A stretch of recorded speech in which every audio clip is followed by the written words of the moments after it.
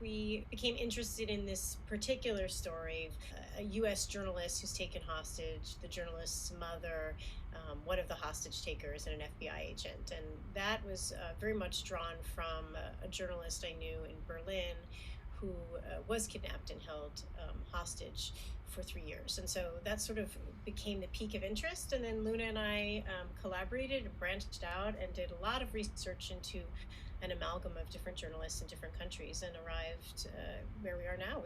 Well, this has been a fascinating journey from our initial interest in the impact that this kind of story has had on the mothers of journalists to realizing that, in fact, the story we wanted to tell was much more global and ends up really being about the vulnerabilities of all of these characters and in a way, the prisons that each of their cultures puts them in relationship to the other. And so it's been really interesting to try and form what we feel is an opera out of this that addresses all of these really global questions of justice and also these very intimate questions of relationships between these characters.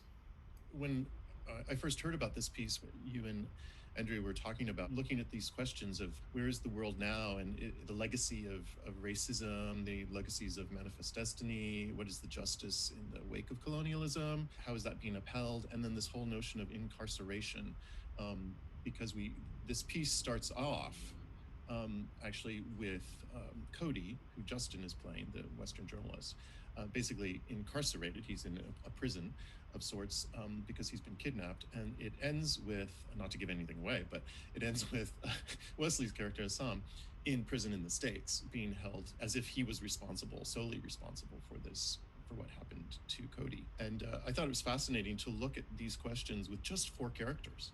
I mean, that's very pithy.